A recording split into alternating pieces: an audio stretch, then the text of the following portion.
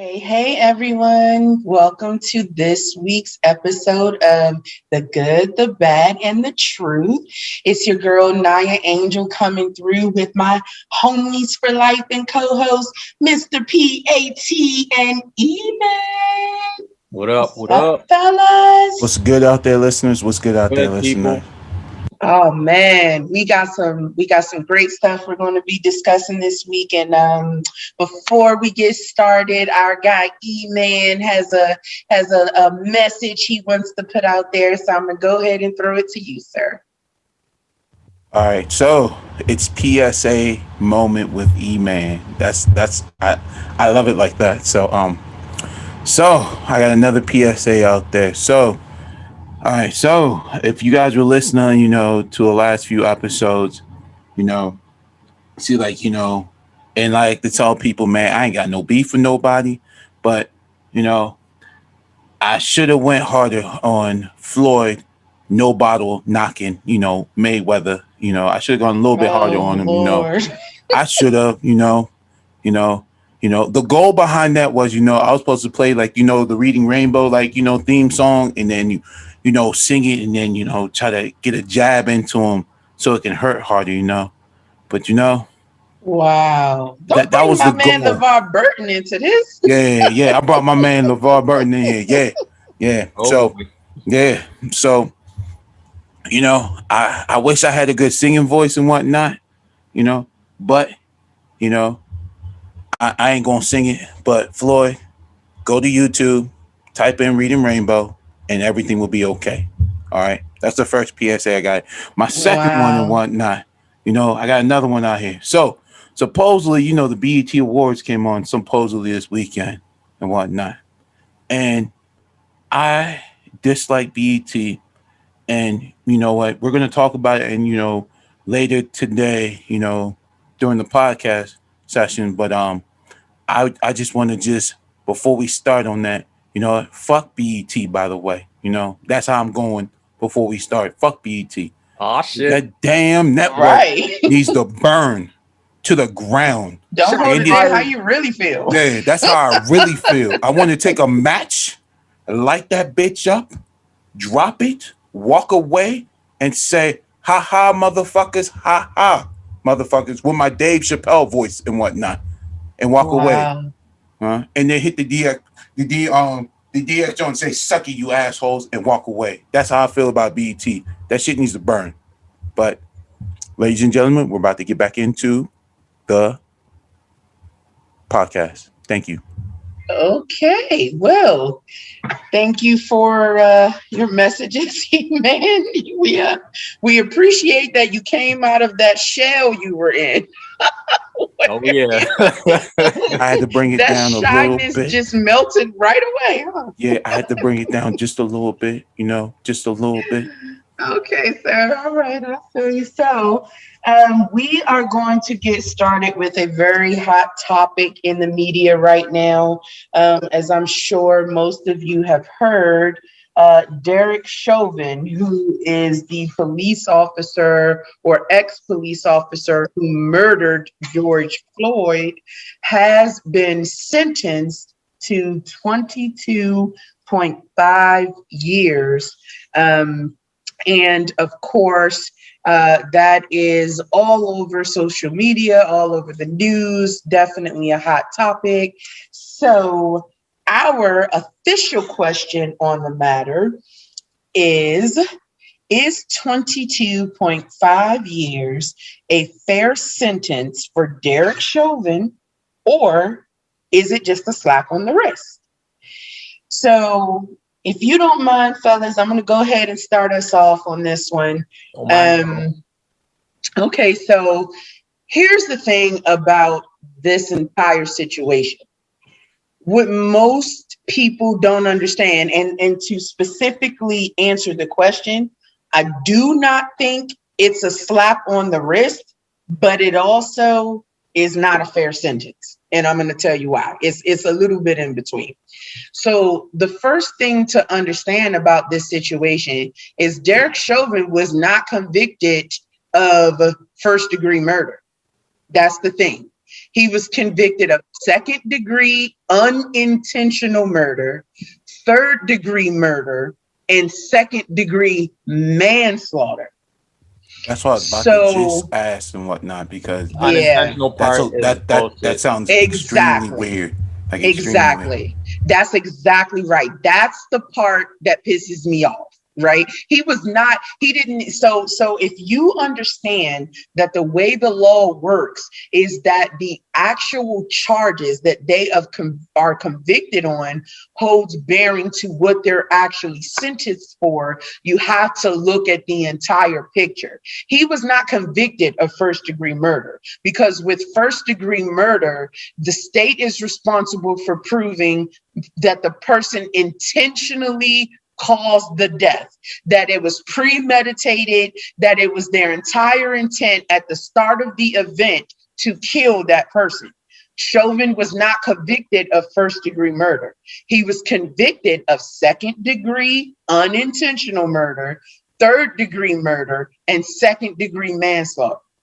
Now, here's the thing. We all know that the unintentional murder part is bullshit.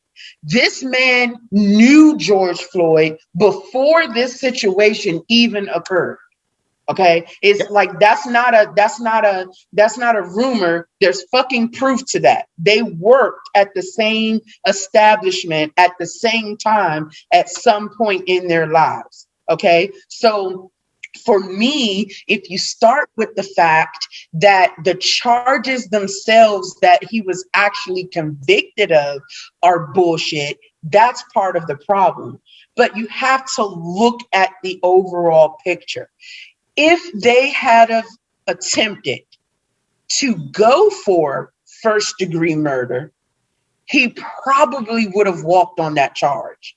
Because with first-degree murder, the state has to be able to prove without any doubt that the person premeditatedly decided to kill this person. Them two knowing each other is not enough to say that. So now when you go back to what he was actually sentenced, okay, the 22.5 years, it is actually a larger amount than what is associated to these charges. In other words, I'm going to read you a sliver of the article directly from CNN about the charges.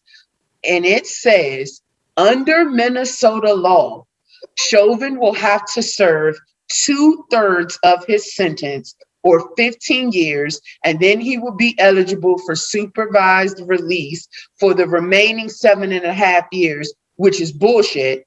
But the sentence exceeds the Minnesota sentencing guideline range of 10 years and 8 months to 15 years for these crimes.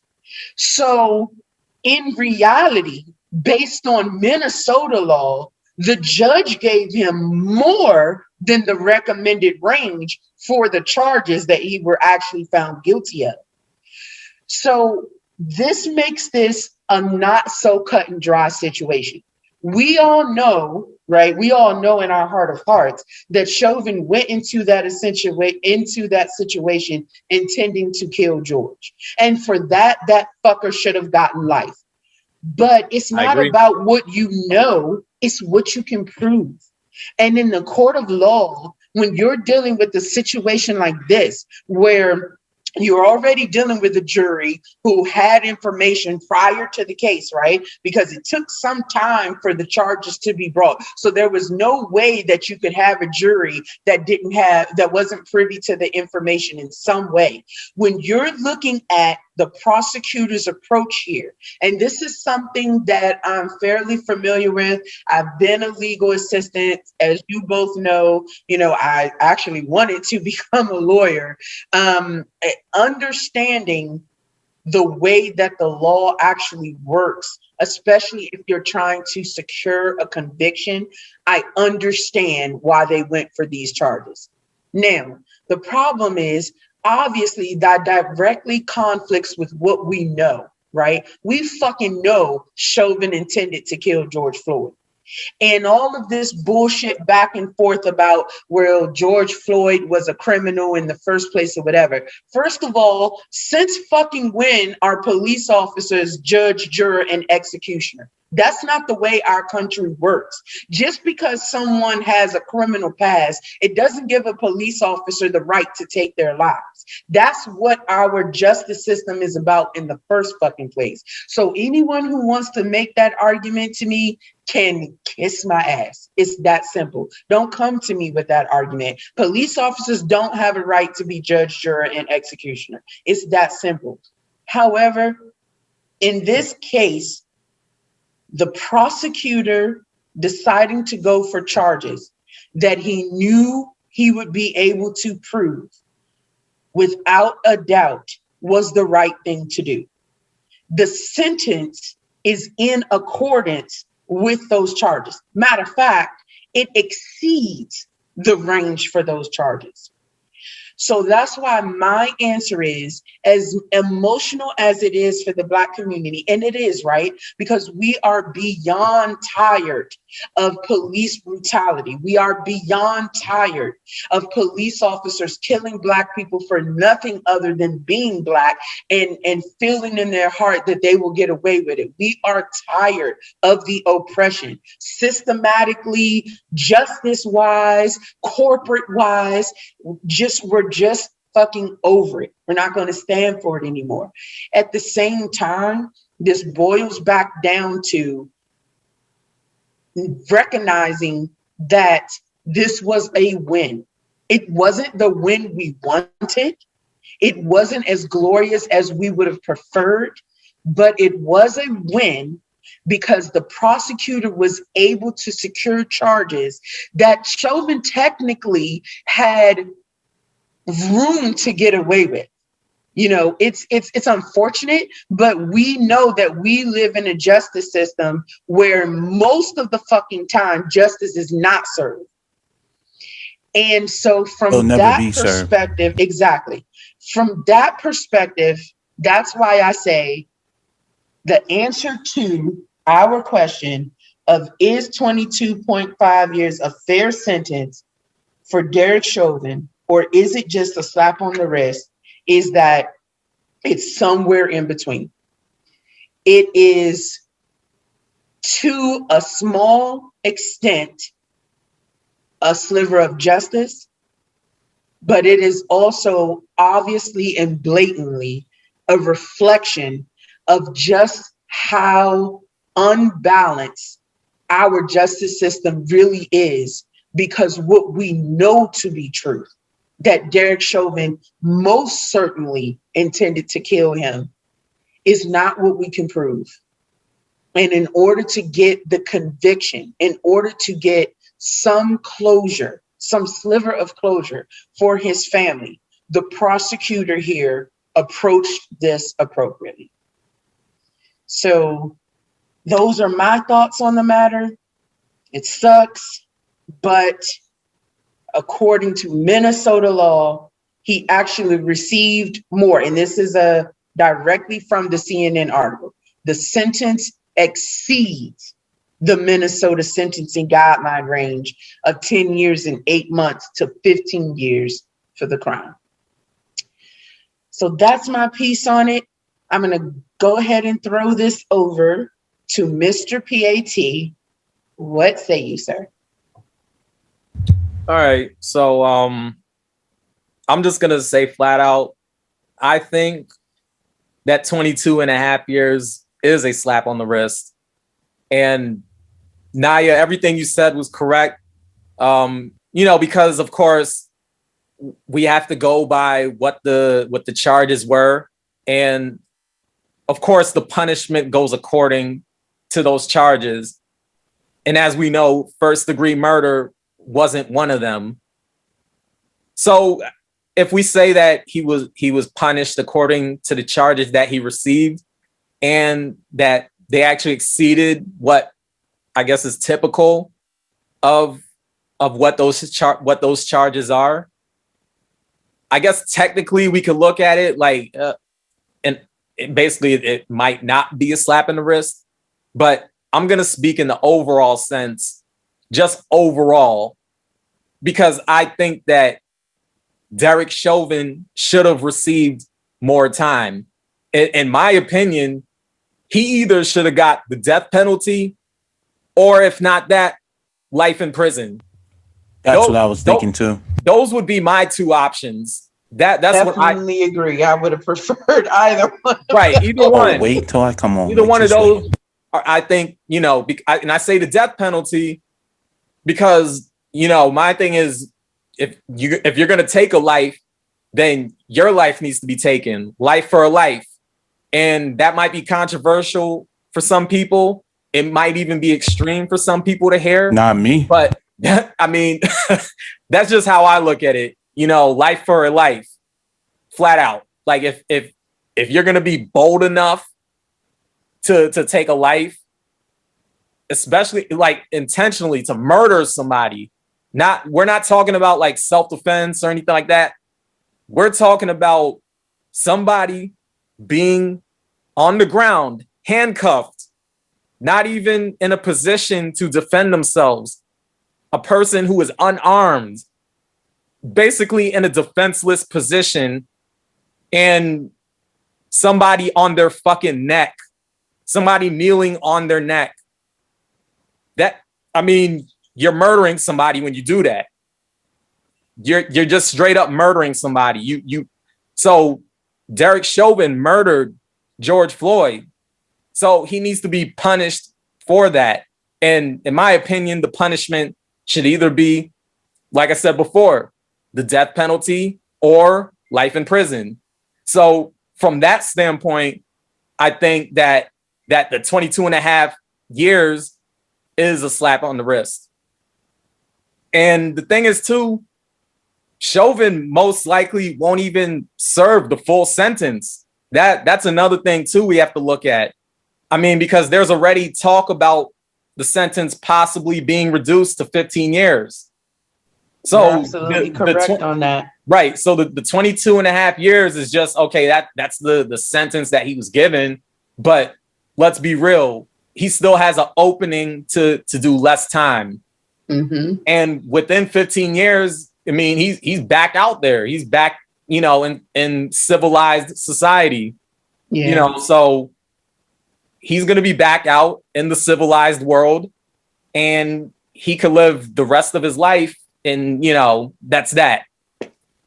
So not to mention real quick, just to add to your point there, he's also in isolated imprisonment. They're not mixing him with the general population or anything. So there's no telling how well or non-well he's living in jail. Just right. Throwing that out there. That's a whole nother thing too. You know, they won't put him in general population. Right. So, you know, of course, him being isolated, it's like he's being protected. He's in some type of protection, right? Because they already know within that system what they might do to a killer cop, you know. So him being in general population would most certainly put him in danger. But I mean, I don't give a fuck about that. I mean, if you're gonna take somebody's life, then I mean, you know, you got to be prepared to get your life taken. And that's not just me saying that either. That is karma. That is the universe. That's how, you know, energy works. It's circular. So, you know, what you do comes back to you in one way or another, in some way, shape, or form. But anyway, I think it's interesting how the process plays out when it comes to white officers who kill unarmed victims, as opposed to when a black officer kills an unarmed victim. Because if you look at the case with Mohammed Noir is a black man who killed Justine Damon Rusick. I want to make sure I'm saying it right, because you see it on different sites. The name's a little different. Justine Rusick, a white woman. He killed her while he was on duty. Now, the thing is, Mohammed Noir killed her by accident, and Derek Chauvin murdered George Floyd on purpose. Yet, Mohammed Noir was sentenced to 12 and a half years in prison and was recently denied appeal for the third degree murder conviction. To my knowledge, there wasn't any footage of Mohammed Noir killing Justine. However, we know there is absolute footage of Chauvin murdering George Floyd. Both incidents involving Mohammed Noir and Derek Chauvin were in Minneapolis. The fact that there even had to be a debate of whether George Floyd was murdered or not says a lot to me.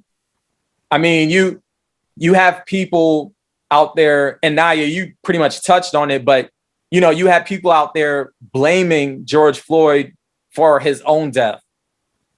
Not that it's surprising, because regardless of reality, you always have people who will engage in gaslighting.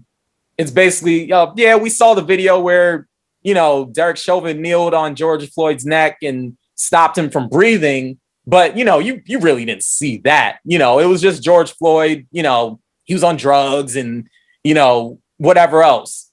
So regardless of what you actually seen with the naked eye, that's actually on video, there's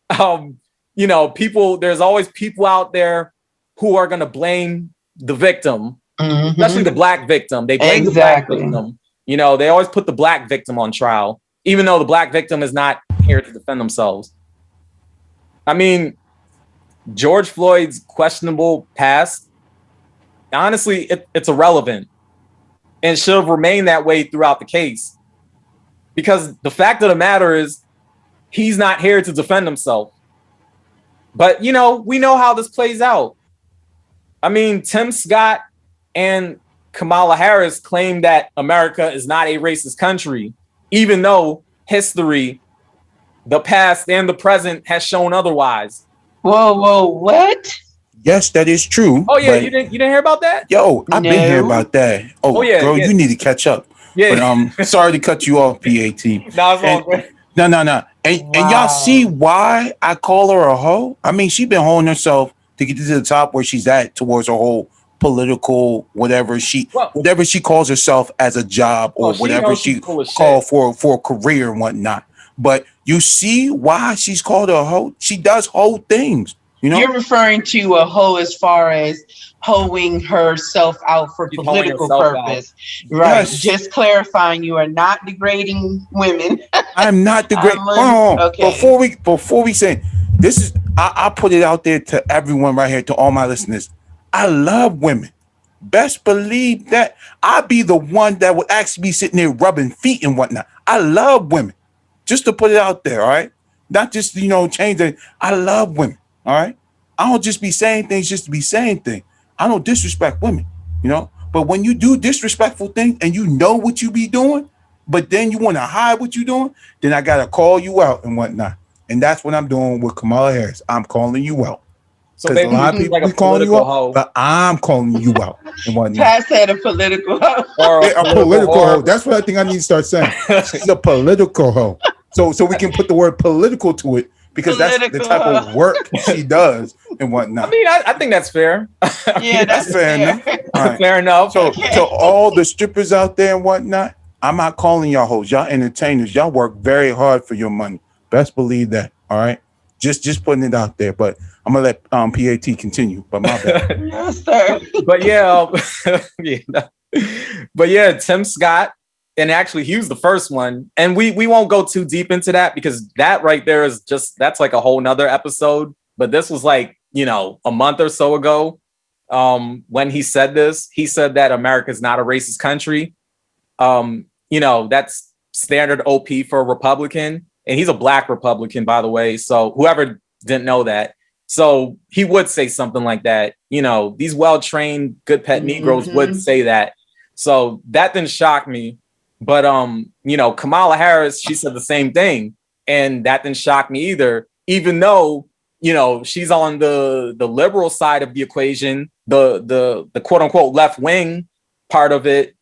Of course, she would acknowledge that there is racism, because she said that. But overall, she claims that America is not a racist country. So, she was taking control of both sides of the argument. So overall, they said that America is not a racist country. But like I said, history basically debunks that, so, I mean, we know they're full of shit. So look at how the media, as well as the general public, puts Black victims on trial for their own murder. That right there already shows the racism, if we want to go there. So it's easy for myself and others to look at this weak ass sentence that Derek Chauvin got and say that it is a slap on the wrist. The fact is, white people generally don't get punished as harshly as Black people for the same crimes. Agreed. Black people make up about 14% of the US population, yet the prison system is disproportionately filled with Black people and Black men, most of all. The book, The New Jim Crow, which I think is a great book, by the way, highlights the fact that white people who have committed the same crimes as Black people have received lower sentences than the Black people who have committed those crimes. Absolutely right. When it comes to marijuana, like let's look at marijuana for example. When it comes to marijuana, Black people have been arrested at nearly 4 times the rate. Yeah.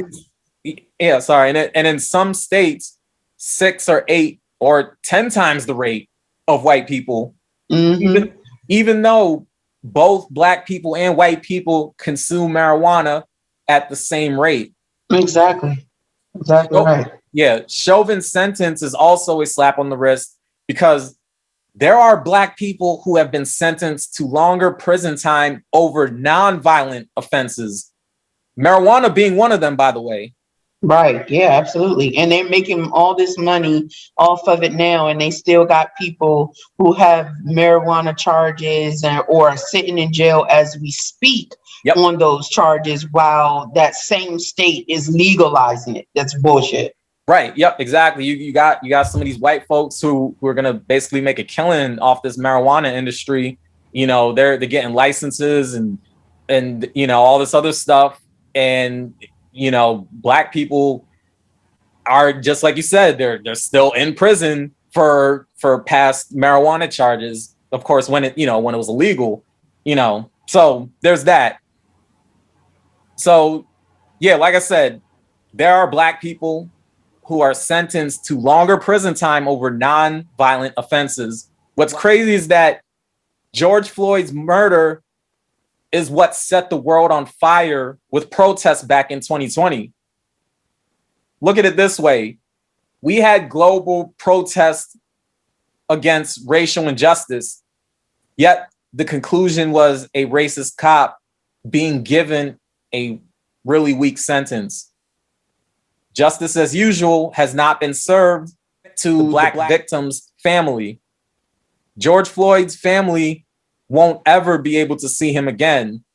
Yet Derek Chauvin will go to prison and most likely come back out alive and still be able to live out the rest of his life. Derek Chauvin's mother, who spoke in defense of him, spoke like her son is a good person. It's typical Karen behavior, if you ask me. We talk about the white men who commit these racist acts, but we also have to look at who gave birth to these men. If Derek Chauvin was a quote unquote good man, he wouldn't have did what he did back in May 2020.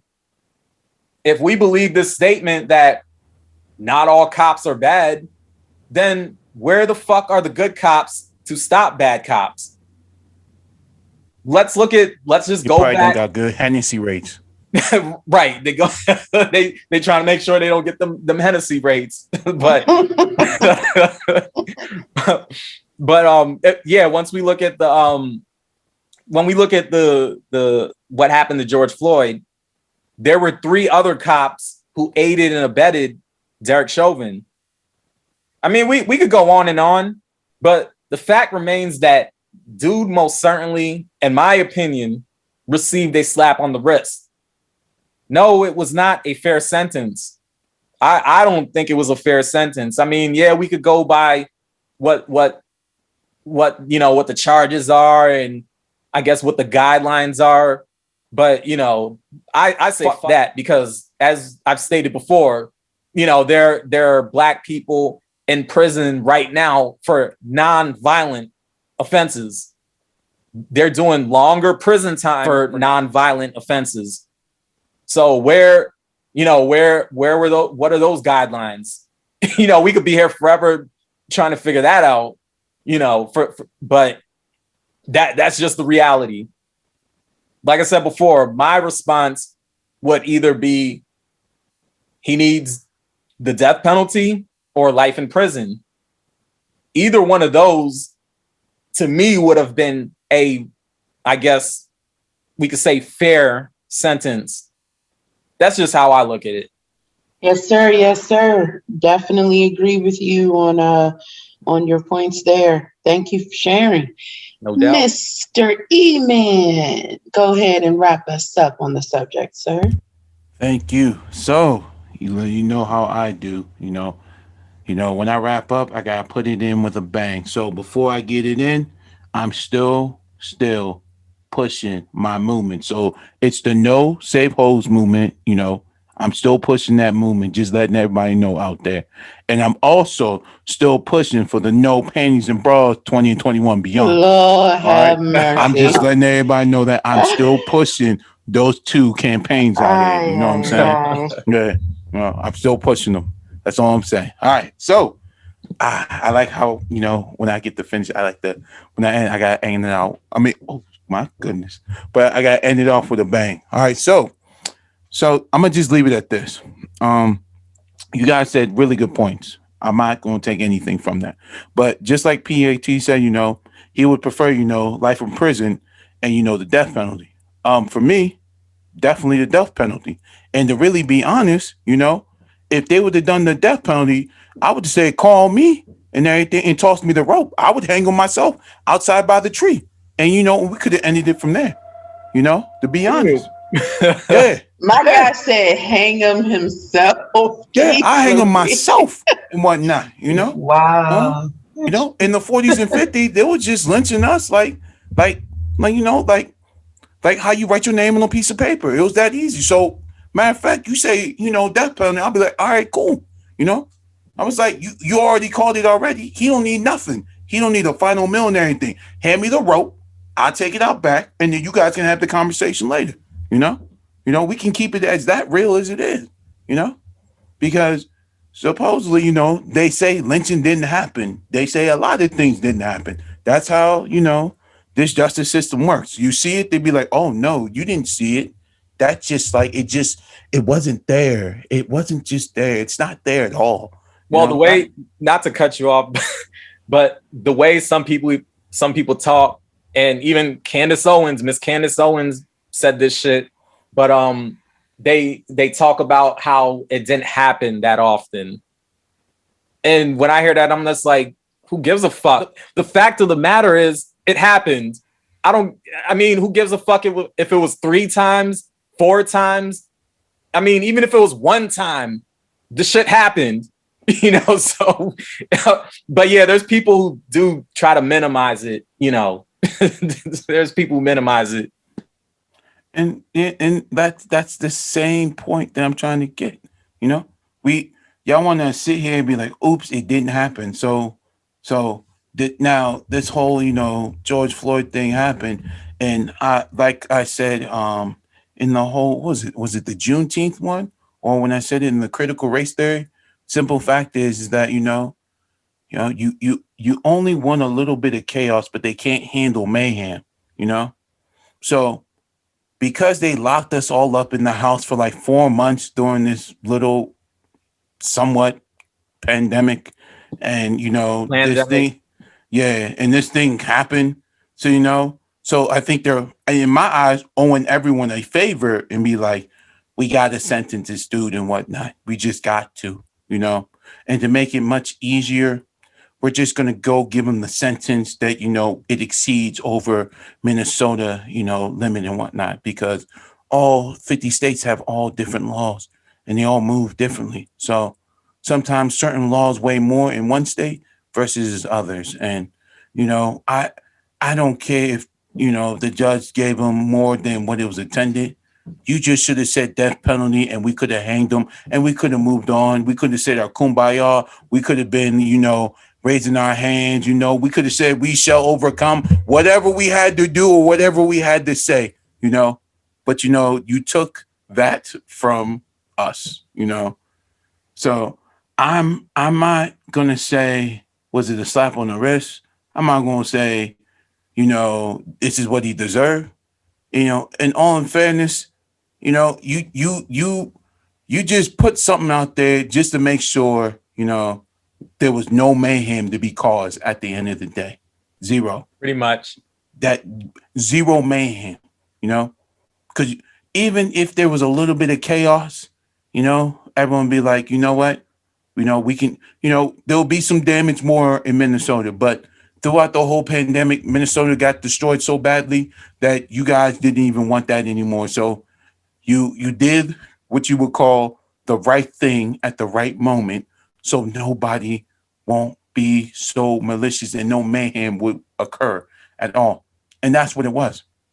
Because after the sentence, I would tell everyone like this: everybody, when I mean everybody, Russ Parr, Donnie Simpson, you name it all, everybody who had a podcast to a radio show were all there saying, even 95.5 and 93 and whatnot. They all, every single news station, I turned them all on and they were all waiting for that, and everyone saying like, yay, we won. I was like, man, that is not a win.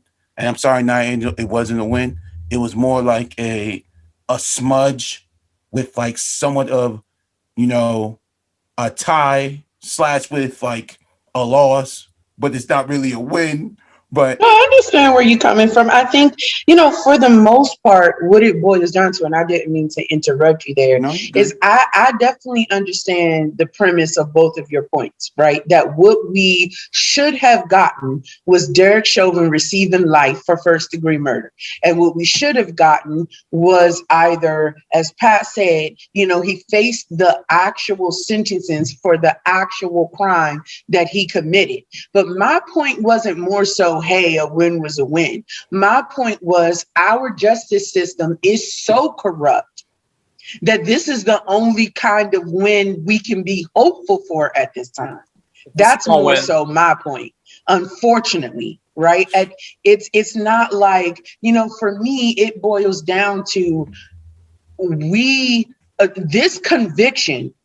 I think we can all agree that this conviction is better than him walking free completely. I'm not saying it's justice. That's not my point. But had he have walked free, that would have been a horse of a completely different color. So that was my overall point. But I definitely agree in general with what you and PAT are saying. What he should have received was what he should have been charged for, and what we should have expected him to actually been sentenced for.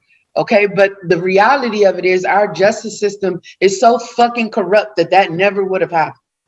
But I do see your point. You know what I mean? I want to make that clear. I'm not saying, oh, yes, it's a win. Justice served. He's going away. What more do you all want? No, that wasn't my point.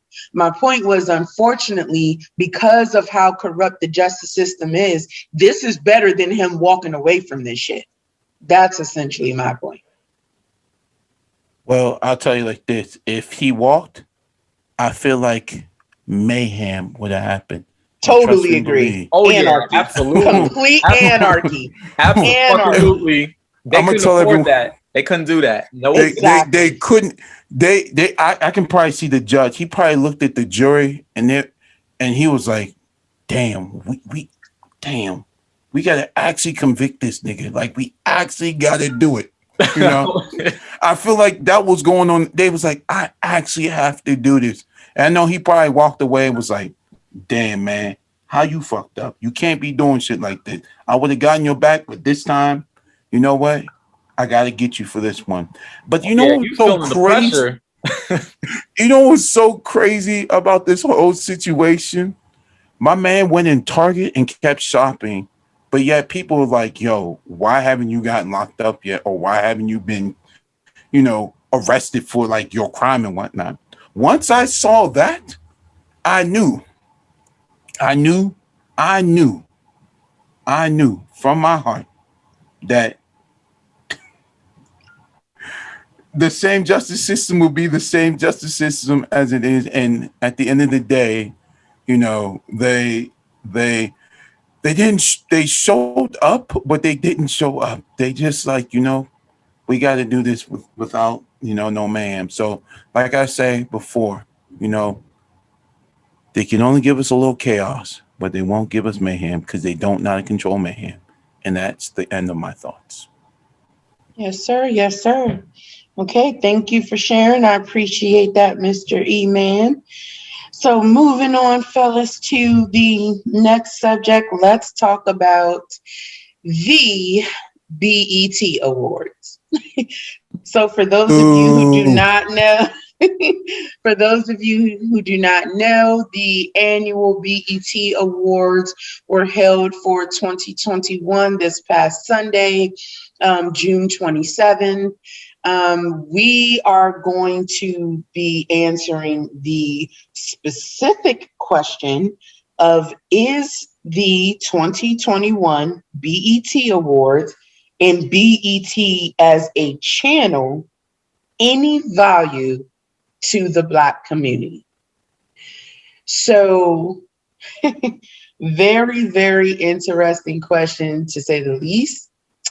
I am going to go ahead and throw this to E-Man to start us off on this. What say you, sir? All right. So I know everyone heard my early PSA about BET.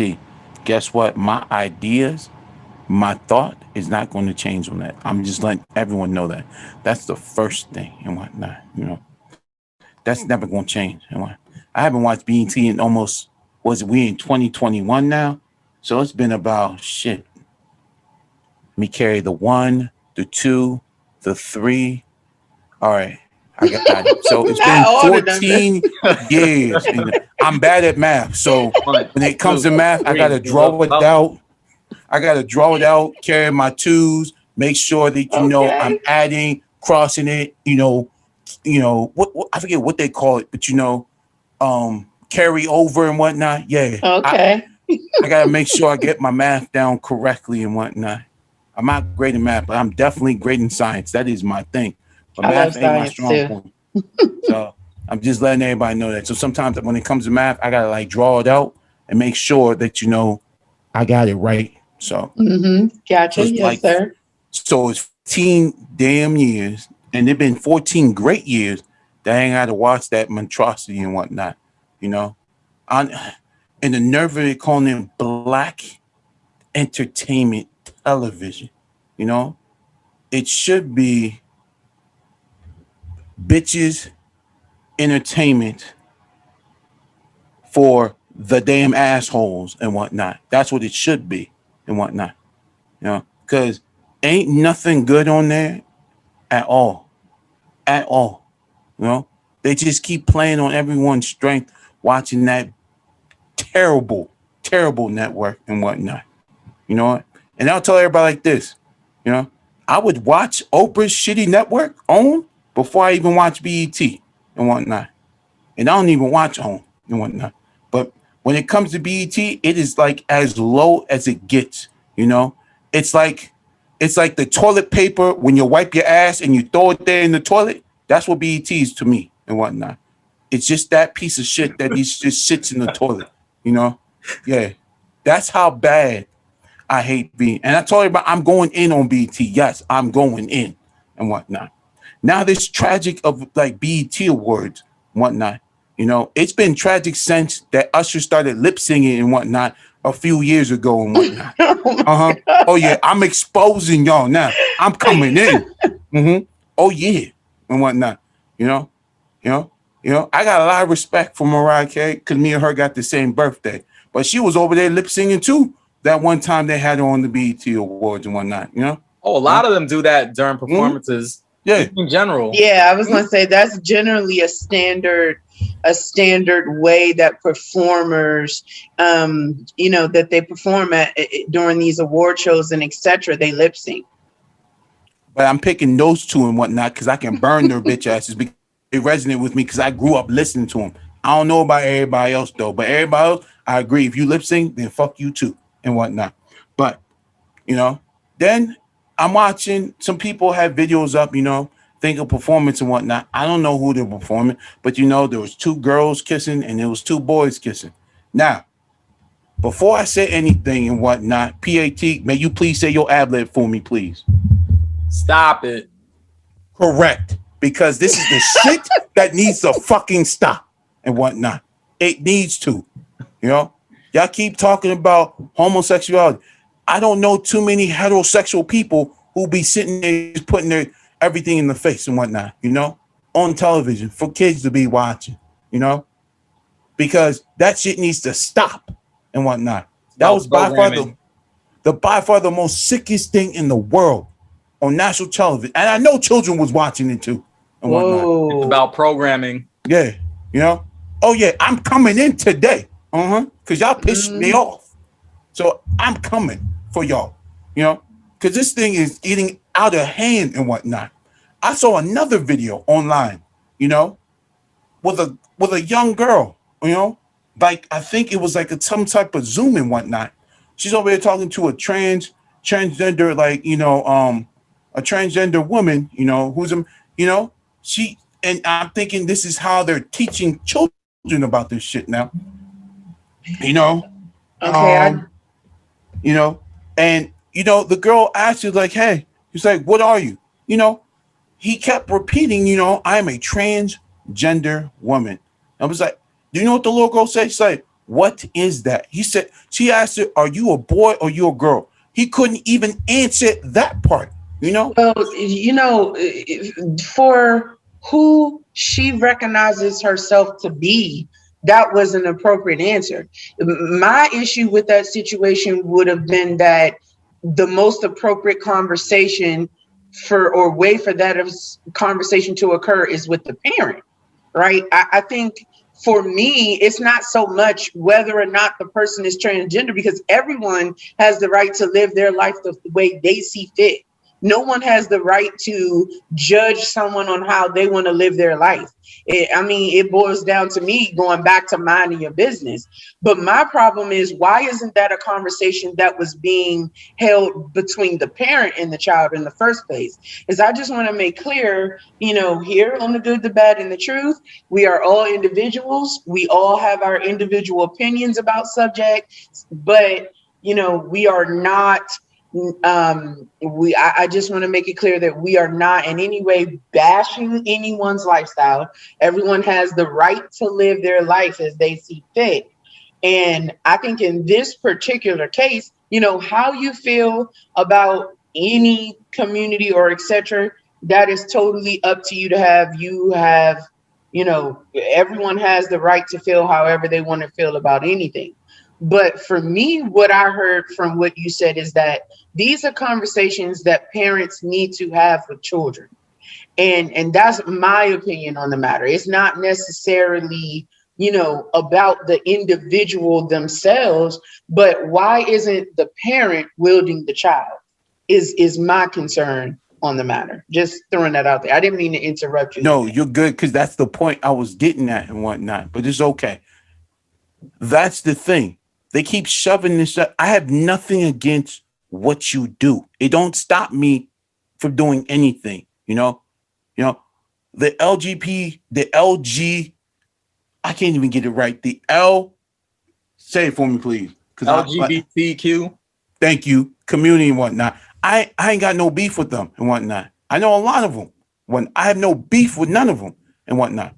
But the way you pushing this stuff on, that's the issue that I have. How does this relate to the BET Awards? Because they're part of the problem of pushing the same agenda and whatnot. That's the issue. Probably because of Lil Nas X. And that's where I was just about to get, because that fool is the one who is just, and it's not just him. I feel there are people that are basically grooming this guy to do all of this because this is the guy that all the kids want to listen to and follow and whatnot. Real quick. Go ahead. No, I'm sorry. I just wanted to add on to what y'all were saying real quick, just to give my brief piece on it. So I'm with y'all in the fact that what grown folks do, whatever lifestyle or sexuality or whatever, grown folks do, that's their business. And I don't have an issue with that. Whatever people do on their own time amongst, whoever they do it with, whatever, that's that person or person's business. But I think it becomes a problem when it's being pushed on children. That's where I draw the line. That's where it's problematic. Yep. But if it's not pushed on children, then whatever grown folks do, fine. I have no problem or issue. I don't lose sleep over who's gay or who's transgender or whatever. Like people have the right to live the way they see fit. That's fine. But once we bring children into it, that is a problem, in my opinion. Once we bring children into it, and Naya, I do agree that if there is to ever be a conversation or discussion or dialogue about homosexuality, transgender, or whatever the case may be, that should be a conversation, discussion, dialogue that parents need to have with their own children. It's not something that needs to be in schools. We don't need our children getting caught up in that. So my concern with the two of your statements is that what is any different in regards to the pushing on children than when children watch a violent cartoon or etc. That at the end of the day, this boils back down to the principle of no one or anything should be wielding your children but the parents. Why would a gay person being proudly gay be any more effective to wielding your children than a violent cartoon or movie or TV show? At the end of the day, it boils down to you as the parent to wield your child. And so that's my issue with the matter, because I feel as though the problem that people have in general, and you all know me, is accountability. You can't say on one end, I have a problem when it starts affecting our children. It shouldn't be able to affect your children if you are doing your job as a parent. We grew up in an era where we were exposed to all kinds of shit. None of us anime came out. It was violent as hell and all different kinds of stuff. We played violent video games, Max Payne and all different kind of shit. None of us became shooters. None of us went out and killed anyone because our parents raised us differently. What's going to happen if a child is exposed to someone living their life proudly? That's going to make them gay? That's preposterous to me. You as an individual, as a parent, are responsible for wielding your child. This is no different than the Cardi B, Megan Thee Stallion thing. We had this conversation a few episodes ago where we were talking about how people were saying they were too provocative and all of this shit. Well, first of all, your young ass child shouldn't be exposed to Cardi B and Megan Thee Stallion anyway. They don't make music for young children. It's not Kids Bop. You as the parent are responsible for wielding your child. There is no difference in this situation. And we don't live in a world where gay people are segregated from straight people. They are going to experience and see gay people it's every a sexual orientation. Day. And right, but what are you going to do? Are you going to cover your child's eyes if a gay couple is at the grocery store buying groceries? If they decide to kiss, will you cover your son's face? If two gay men decide to kiss in the grocery store, will you cover your son's face to avoid him seeing that? No. No. The thing is, I agree. I agree to a certain extent, and I mean those are like those are real life, real time situations that, no, I mean, I wouldn't just be, covering my son's eyes if, let's say, a gay couple kisses in public. I mean, that would be a bit ridiculous because that takes place in the real world. They are a part of society.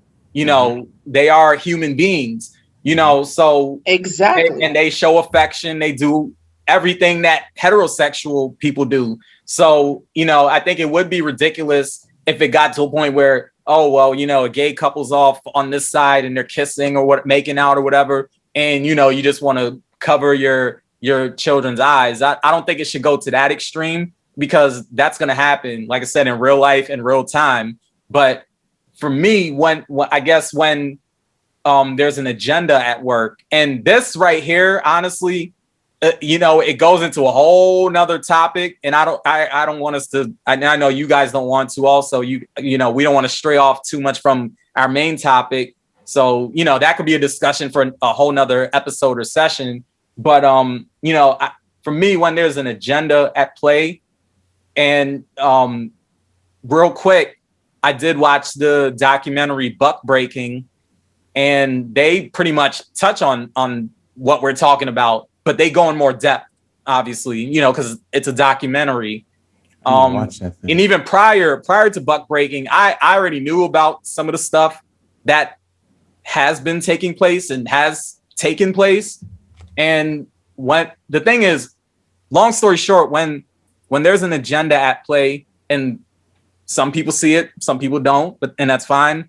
But when there's an agenda at play, that's when it becomes problematic. I'll just put it like that. But like I said, I don't, want to stray too much off of what our main topic is, because this could go off into a whole new tangent, so. No, I agree with you on staying on topic. My only thing is, as it relates to the BET Awards, the agenda could only be successful if you're the asshole parent allowing your child to watch the BET Awards in the first fucking place. It's not a child-friendly award show. It goes back to the exact same thing we were talking about when we were talking about the award show where Cardi B and Megan performed. It's no different than the BET Awards. Since when has the BET Awards been a friendly child show? And maybe when it first came out a long, long time ago, when BET's content was originally a little more appropriate, but BET hasn't been appropriate for children for years. Even that started when we got younger. The last time I could remember BET being appropriate, even close to appropriate, was, again, when it was first launched. I mean, Rap City came out and 106 in Park came out, and things got racy back then. So how could an agenda even reach your child if you're not exposing them to an inappropriate award show in the first place? That's my only point. It was a little bit more sensual back. I wouldn't say back then, but it was a little more sensual. So you had to really pay attention and whatnot. Now they just said you know what? Fuck it. We just putting everything out there, Just raw. That's raw. That's true. Right, but your child shouldn't be watching it. That's like I said, how many silly parents are out there doing silly things? There's a bunch of them. That's on them. I was actually just about to get into that real quick because, ideally, parents shouldn't be letting their children watch this stuff. That's the ideal thing. In an ideal world, parents would not even let their children get near BET or the BET Awards or whatever. But unfortunately, we live in a world that's not perfect. And unfortunately, kids do get exposed to this stuff. We could blame it on irresponsible parents or parents not being around enough. There's a lot of factors at play. The fact of the matter is, in reality, children are going to still get exposed. And yes, I do agree that parents need to regulate. Of course, parents need to regulate that and make sure that their children aren't exposed. But unfortunately, that's not the world that we live in. I Yeah, agree. no, that's not even my point though, because Pat, that you and I agree on that aspect, right? You Right. actually posted something on Facebook a few days ago, and I commented, "You're exactly right. People want to live in an idealistic world where everything is hunky dory, and the reality of it is that's not the case." The Right, right. example I always use is, women should be able to walk down a dark alley and feel some safety, but we know because of the world and we live in that we cannot do that, so we avoid the dark alley.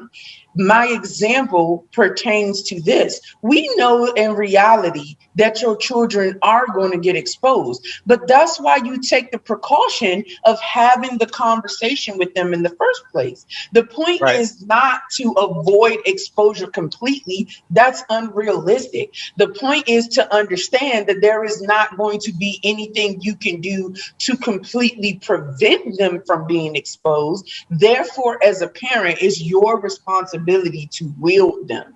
That's what my point is. At the end of Yeah. the day, BET Awards, Essence Awards, whatever the shit is, movies, TV shows, the real world.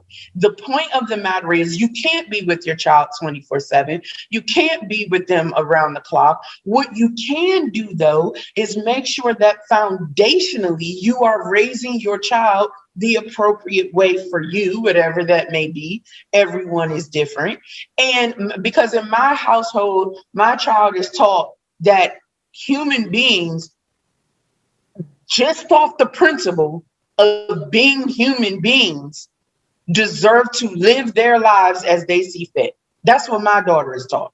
She is taught that regardless of whether someone is black or white or Spanish or Asian or gay or straight or Muslim or Christian or Republican or Democratic, as a individual, they are born, or excuse me, as a human being, they are born with the inalienable right to live their life as they see fit.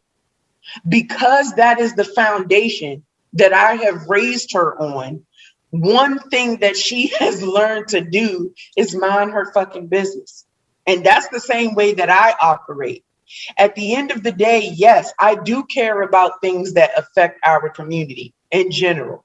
I'm not saying that there is or isn't an agenda about anything. Not gay, not just gay, straight, bi, or whatever, politically, race wise. I'm not saying that there is or isn't an agenda in general. But for me, the principle of when it exposes or when it becomes an issue is when it's exposed to children. That shit falls on the parent.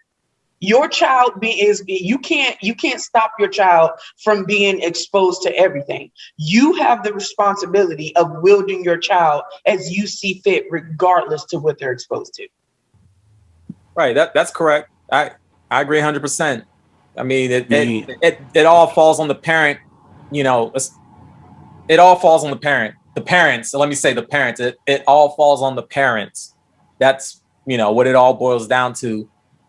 Parents have to do their job. We as parents have to do our job, regardless of what children are exposed to or not exposed to. Just like you said, Naya, we have to at least provide that foundation. Mm-hmm. Totally agree. Mm-hmm. Well, I wish I would have got my ass whooped, but it was so hard to not, give up, Def Comedy Jam and whatnot. I got a lot of ass whoopings, not to watch that, that damn show. But hey, every ass whooping was worth watching that damn thing, regardless. Just saying.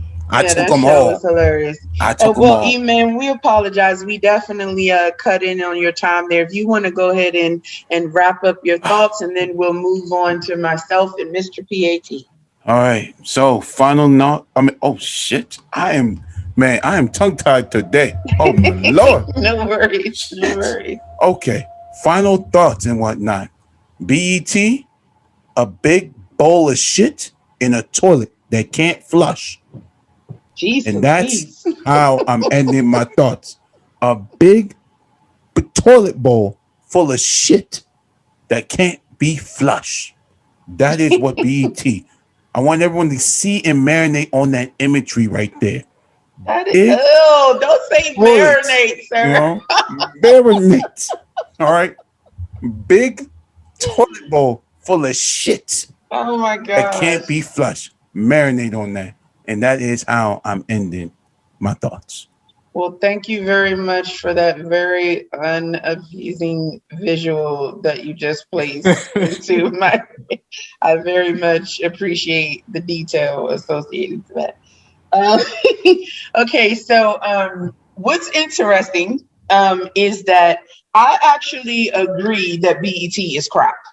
I think my reasons are a little bit different, but in general, our question was, is the 2021 BET Awards and BET as a channel any value to the Black community? So for the first part of the question, the answer is the overall award show itself. Hell no, it's of no value. But I would like to say I do appreciate that they gave a DMX tribute. I did not watch the show because just like you, E-Man, I haven't watched BET in years because the content is straight bullshit. Okay, I don't like the game. I don't like any of the right, exactly, basura. Okay, I don't like that show, The Game. I didn't like many of the other shows. It's just the movies that it play. I have not found any value or anything that I connect with BET in a long time. And matter of fact, it's so funny. Just a side note here, you all know that I'm a huge Boondocks fan. Well, in season 3 of Boondocks, and I'm actually currently rewatching the entire series. In season 3 of Boondocks, there is an episode. Yes, there's an episode dedicated to the BET show, the BET channel. And I remember that one. Yeah, that shit was raw. When I say that Aaron Magruder, shout out DMV, Aaron Magruder, yeah, boy. Oh. But when I say that Aaron Magruder went hard on that episode, he went hard on that episode. So sorry to cut you off, Nine Angel. You're fine. But I just want to let everyone and all the good listeners know, Boondocks Season 4, 2022. In January. Yeah, boy. Just letting everybody know that. Yeah, I heard about that. Yes, I'm excited. I'm hyped. That's why I'm rewatching everything and super hype about that. So, but yes, sir. So anyway, what I was saying in regards to the BET Awards itself, I have not been a fan of the channel in many, many years. I have not liked the content. I would say it's probably close to the 14 years, like you, E-Man, since I've even watched anything on it at all. You know, of course, I know of some of the shows and stuff that have come out, but actually watching it, no. And, you know, I just find that what BET does is go out of its way to perpetuate stereotypes about the Black community. That's what it seems like. It seems like it's almost purposely trying to perpetuate as many stereotypes as possible about the Black community in its shows and its movies. And it's just ridiculous. I am not entertained. I do not find the channel beneficial to our community in any way because it's my understanding that it's not even like fully owned by Black people at this point anymore. I'm gonna talk about that. Yeah, it's ridiculous. It's nothing but a fucking shell. What is the terminology that I'm trying to use here? It is a shell of its former self. And it is basically being utilized to push ignorant stereotypes and images and projections of the Black community, and it needs a complete fucking overhaul or destruction even, and we create another channel that is truly representative of what BET is supposed to represent. Now, with all that said, as I was previously noting, I do appreciate that there was a tribute to DMX.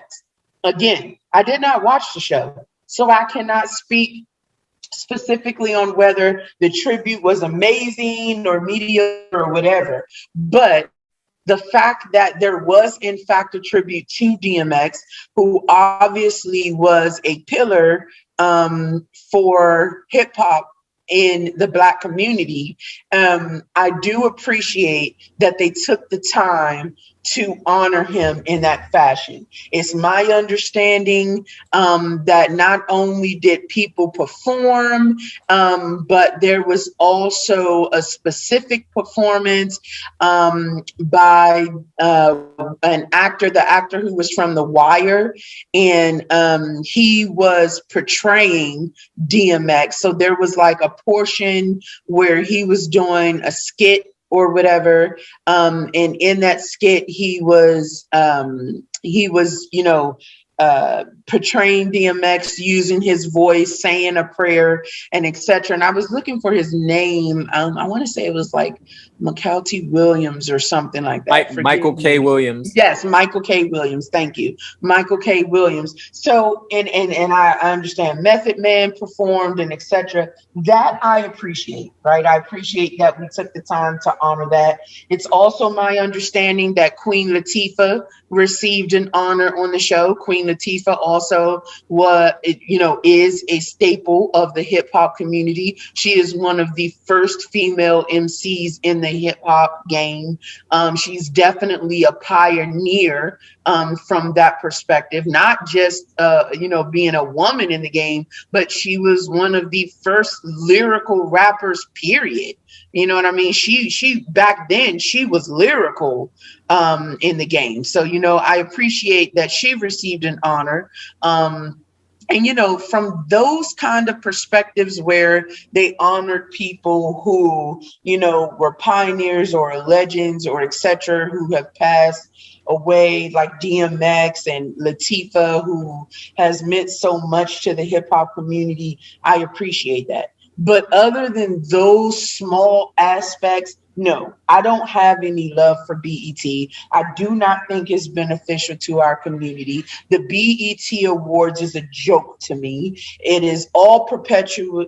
All it is doing is successfully perpetuating stereotypes. I would like to see everything about the damn channel change, from the owners, from the content, the award show, the entire shit. Revamp everything. Get everyone involved out and bring back those who are going to represent us in a appropriate way, in a way that is conducive of what we wanted BET to be. Because what it is now is a bunch of bullshit.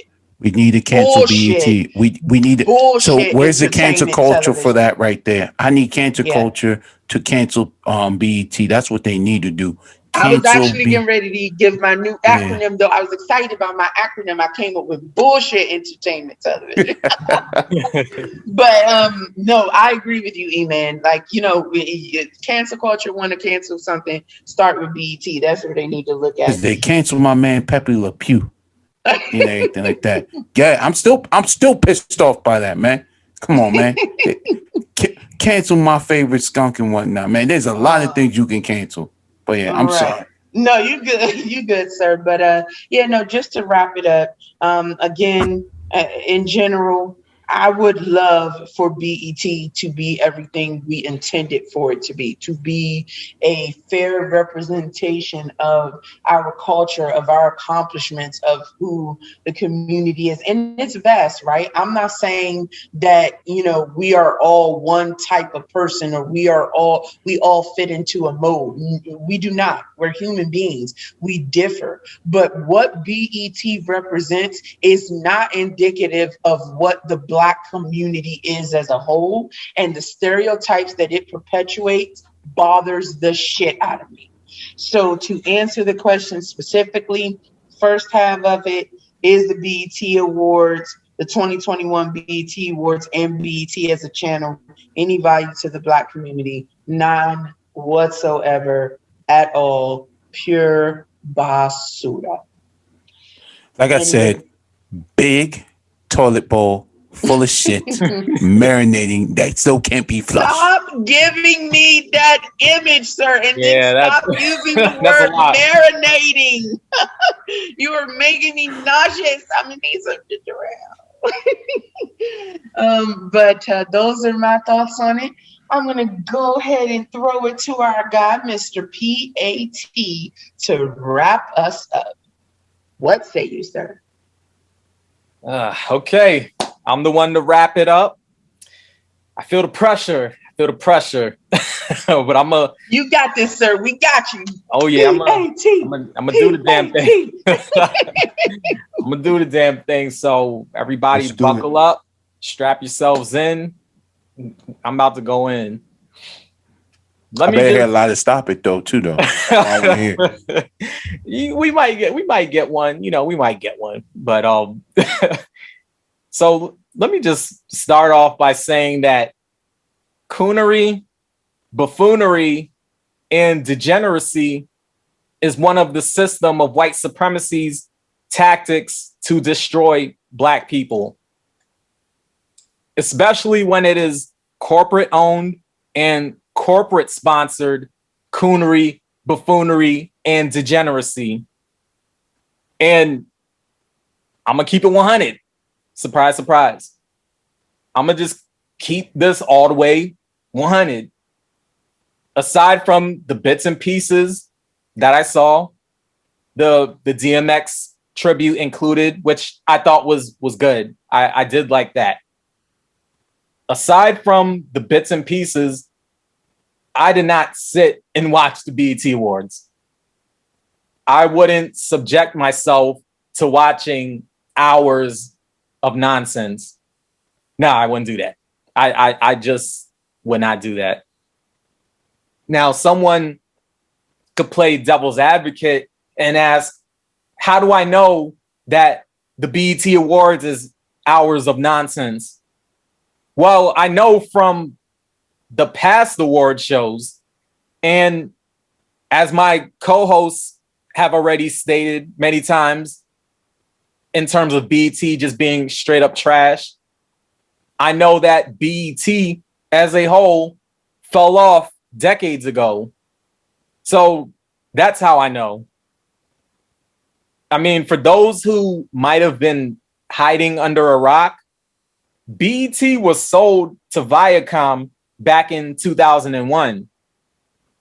Now, BET was founded in January 1980.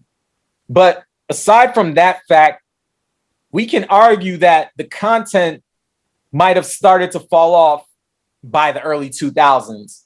At least that's how I see it. It started to decline in the early 2000s.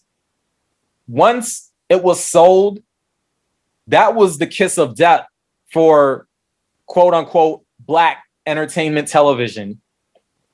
And let's be real, it's not even Black entertainment television. I got my air quotes up for that. It is white-owned Black entertainment television. And people can do the research themselves and see that it is white-owned. Black people don't own BET. That's just the reality. I hate to break it to some of y'all out there. I know there's some people who know, who are hip, but for the ones who don't, I hate to break it to you, but BET is not Black owned. That's just the fact. With that being said, if BET is owned by one of the major 6 corporations, then how exactly would they be a channel that has Black people's best interest in mind? Now, that's a question that people need to really ask themselves, because these major 6 corporations own about 90% of the media. All white owned, by the way. These are all white owned. Black people, we don't own a damn thing in that arena. Like I said before, these are 6 corporations that own 90% of the media. With that in mind, again, how exactly would that channel, BET, how would that have Black people's best interest in mind? Now, this is a rhetorical question because I already know the answer. They don't have Black people's best interest in mind. They don't. And if anyone out there is telling themselves that, you know, you're wrong. They don't have, if you are a Black person listening, they don't have your best interest in mind. Let's just be real. I know it might suck for some people to hear, but we got to be real. BET is not for the Black man, Black woman, Black child. It is not for the Black community's best interest. It's that simple. The thing is, once you have a major conglomerate made up of 6 corporations that control your media, that means that that same conglomerate has a monopoly on telling you how to think, what to think, and what to think about. Television, aka tell lie vision, or tell lies to your vision. Shout out to my girl Ruby, a great friend of mine who passed away in 2020. She's the one who told me that the television means tell lies to your vision.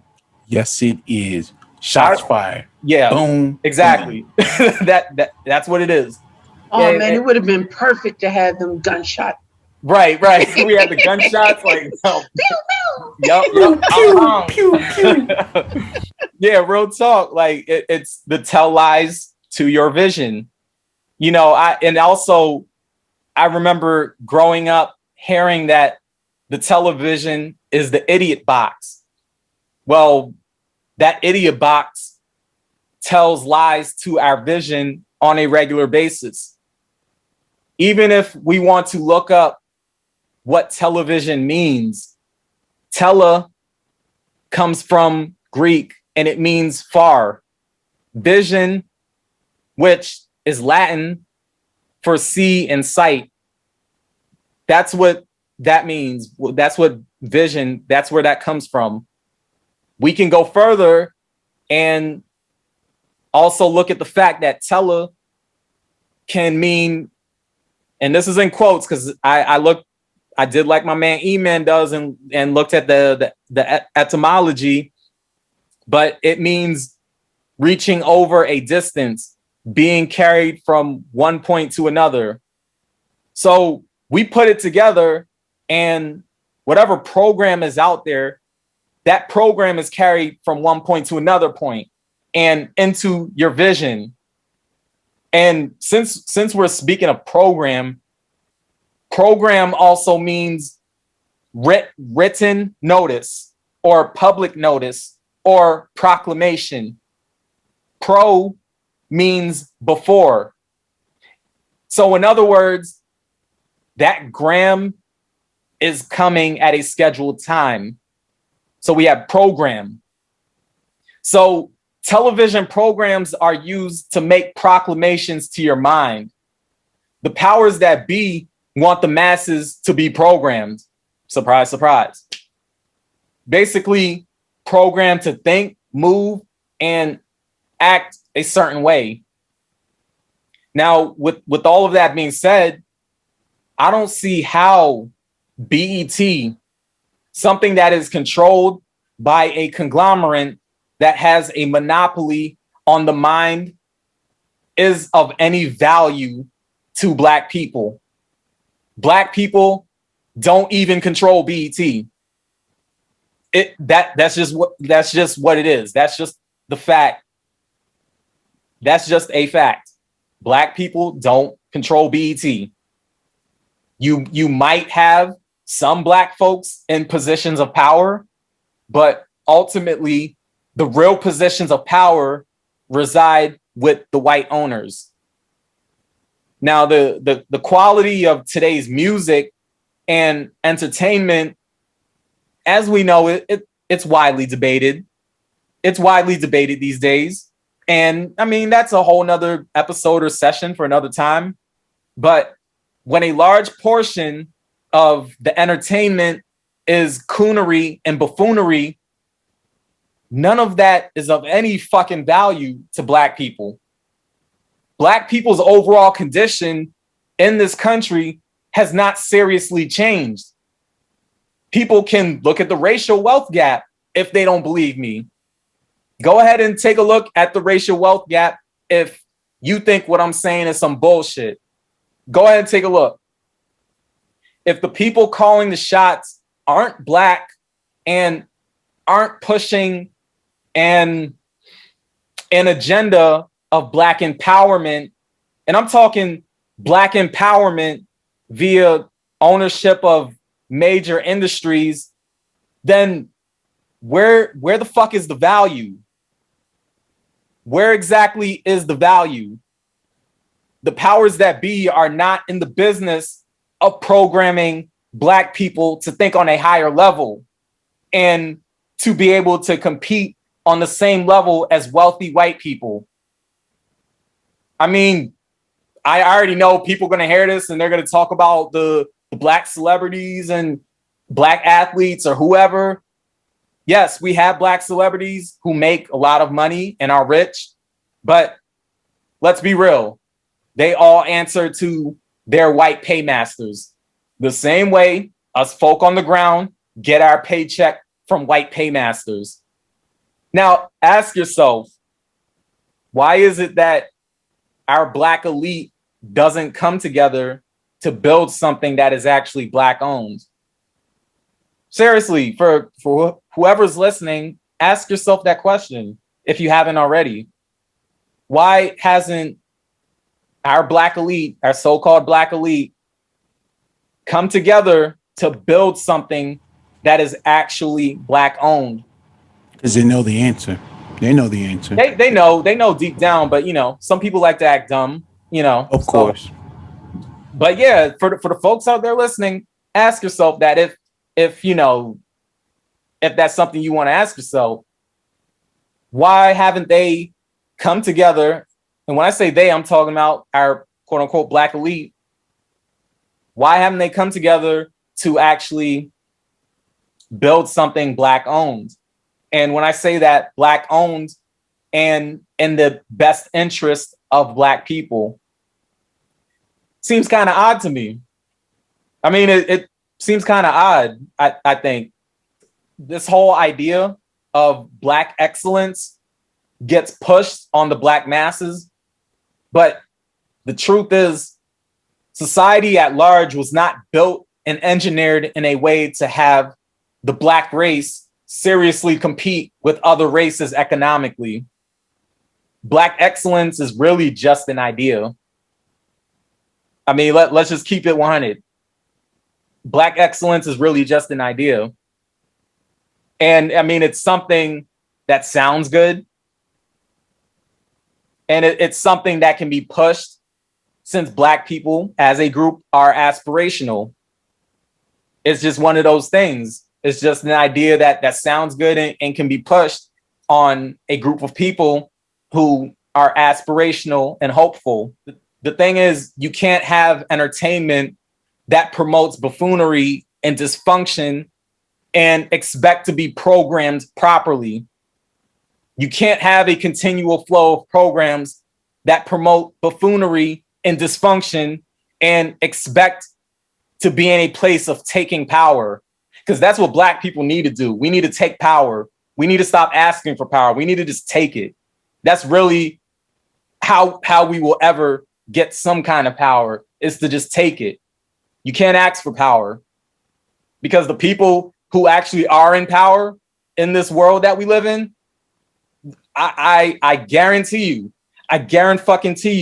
they didn't ask for it. They just went and took it.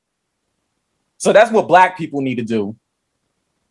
But, that could be a whole nother episode or session in and of itself for another time. The fact of the matter is, the powers that be would prefer that Black people stay in a perpetual state of being a consumer class. Award shows, I mean, come on. I'm sure we've all watched them. They've been going on for who knows how long. They could be entertaining at times, certain ones. Obviously, some are better than others, but overall award shows are really just part of the bread and circuses. They're really just a distraction. Just like sports and other widely viewed events. They're distractions. The powers that be would much prefer that everyone just stay entertained. Because when you're always entertained, you don't think to acquire power. You don't think to challenge the status quo. And most importantly, you don't think to do something about changing the status quo. So to answer the question more directly, no, the 2021 BET Awards and BET overall is of no value to Black people. It's just a white-owned channel with so-called Black programs that are there for the purpose of telling you what being Black is. And I got Black in air quotes. It's there for the purpose of telling you what being Black is. We're talking about programs that are reinforced in your mind to accept Black as meaning to be in a state of lack. That's what we're talking about here. So when we talk about that, everything that I just mentioned, in an overall sense, no, BET is like just the channel, the award shows, whatever, the TV shows, whatever you want to name, regardless of the shows in the past that were great. When BET was actually Black owned. The fact of the matter is, it is of no value to Black people. Those are just my thoughts. It's not of any value to Black people. Yes, sir. Yes, sir. Very well spoken, sir. Definitely agree with a lot of your points there, especially the one about us needing as a community to take power. Very, very powerful points.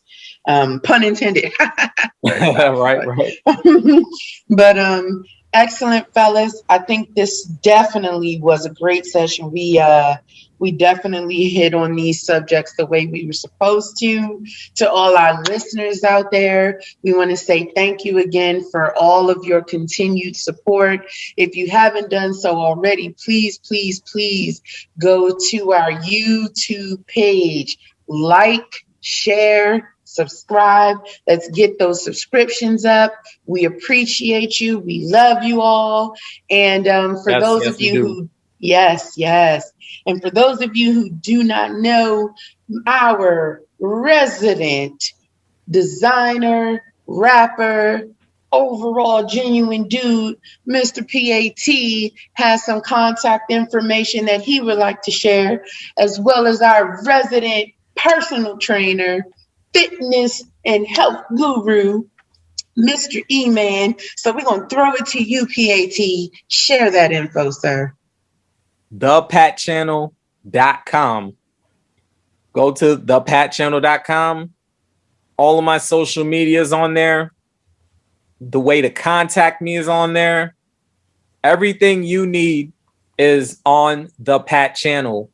Go there, follow me, subscribe, like, share, read, ask for services, whatever you need. Listen to my music. Dope music. Thank you. All of that Very is dope. On the hub, thepatchannel.com. Thank you. Yes, sir. E-Man, go ahead and drop that info, sir. Yeah, you can check me out on Instagram as Woo Athletics 56. That is WOO Athletics with an S 56. It will basically have, my contact information. You can DM me. You can check out my Instagram, basically towards, all the services that I provide towards as not just personal training, sports training, and conditioning also too. I'm also not a chef, but I can cook, and I basically teach those how to transition to a better lifestyle of eating, towards eating from the highest, greatest foods in the universe. So yeah, and I also do nutritional training also too, in consultations. So yeah. Excellent.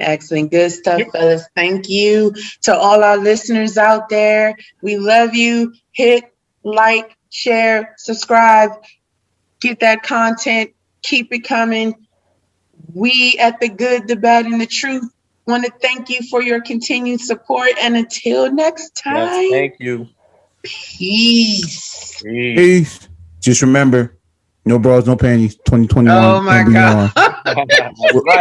We're fighting for this one. We're fighting for this one. Oh my God. I will tell everyone the scientific fact behind that, but I will tell y'all, I am supporting that for all women in the world. Thank you, Laura.